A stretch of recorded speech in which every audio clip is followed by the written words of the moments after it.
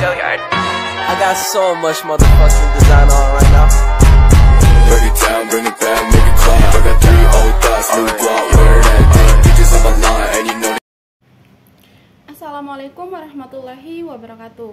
Perkenalkan, saya Tingkat Sari Memonto dari kelas 1E PGSD dengan NIM 151423088. Dalam video ini saya akan membahas materi dari kelompok 6 manajemen kelas tentang disiplin kelas oleh dosen pengampu Bapak Dr. Rustam I. Husain, SAG MPD. Baiklah, poin yang pertama yaitu tentang pengertian dan bentuk disiplin kelas. Jadi disiplin berasal dari kata display yang artinya belajar secara sukarela mengikuti pemimpin dengan tujuan dapat mencapai pertumbuhan dan perkembangan secara optimal. Titik pokok utama di situs adalah peraturan, titik peraturan dalam pola tertentu yang diterapkan untuk mengatur perilaku seseorang. Peraturan yang efektif untuk anak adalah peraturan yang dapat dimengerti, diingat, dan diterima. Disiplin merupakan titik pusat dalam pendidikan. Tanpa disiplin tidak akan ada kesempatan antara guru dan siswa yang mengakibatkan hasil belajar yang dicapai kurang optimal. Dan dalam Kamus Besar Bahasa Indonesia, istilah disiplin merupakan ketaatan atau kepatuhan terhadap tata tertib atau peraturan yang berlaku dan dibuat oleh suatu golongan atau kelompok maupun aturan yang dibuat sendiri.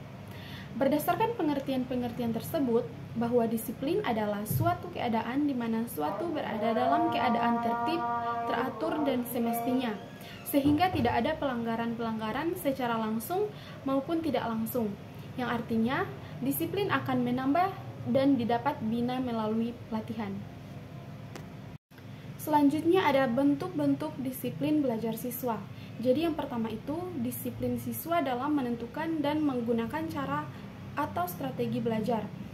Jadi keberhasilan siswa dalam studinya dipengaruhi oleh cara belajarnya siswa yang memiliki cara belajar efektif, memungkinkan untuk mencapai hasil atau prestasi yang lebih tinggi daripada siswa yang tidak mempunyai cara belajar yang efektif.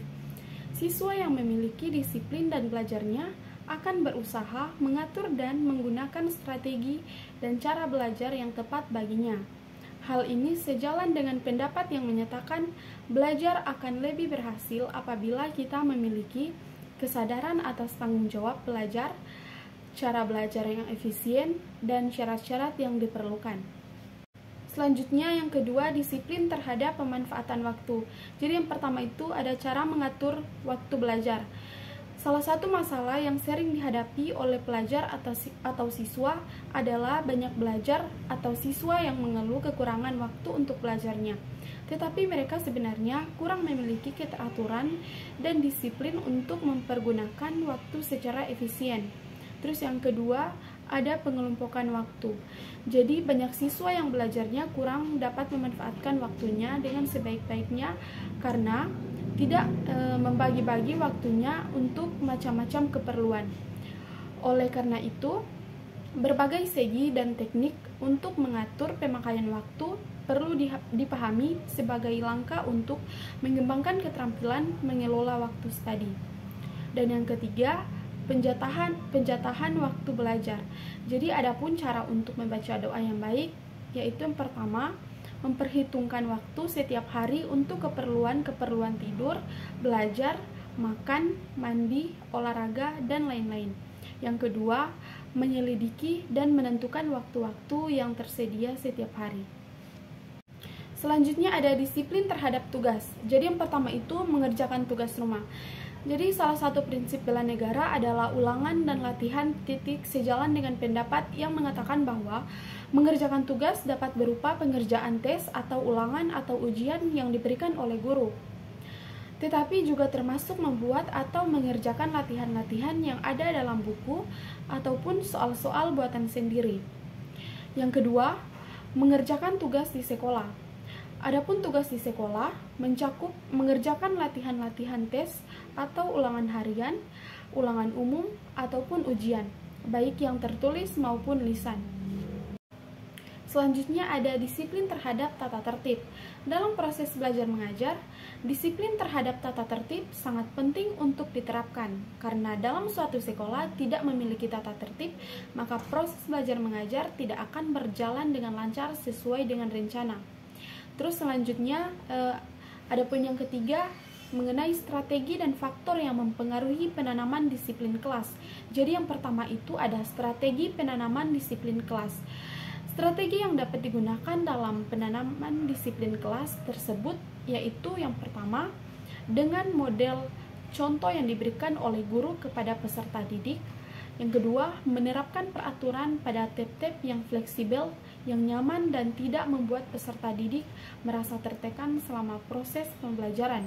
Yang ketiga, menyesuaikan peraturan dengan psikologi dan perkembangan anak.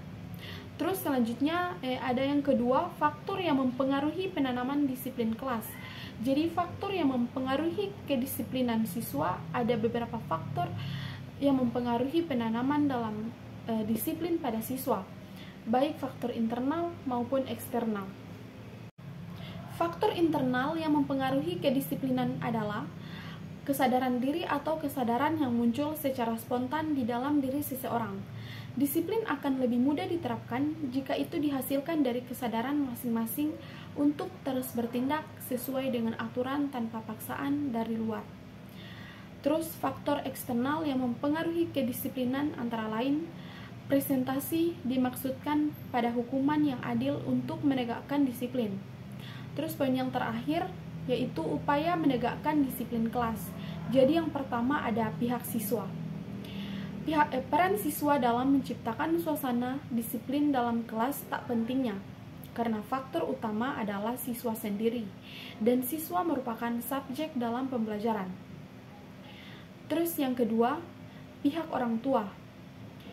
Orang tua hendaknya mengetahui tentang tata tertib sekolah yang harus dilaksanakan putra-putrinya ketika ia berada di sekolah.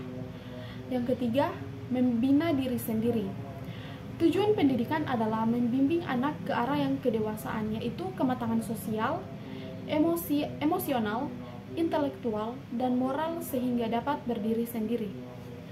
Sekian pembahasan materi dari saya. Lebih dan kurangnya saya mohon maaf. Wabillahi taufiq wal hidayah. Wassalamualaikum warahmatullahi wabarakatuh.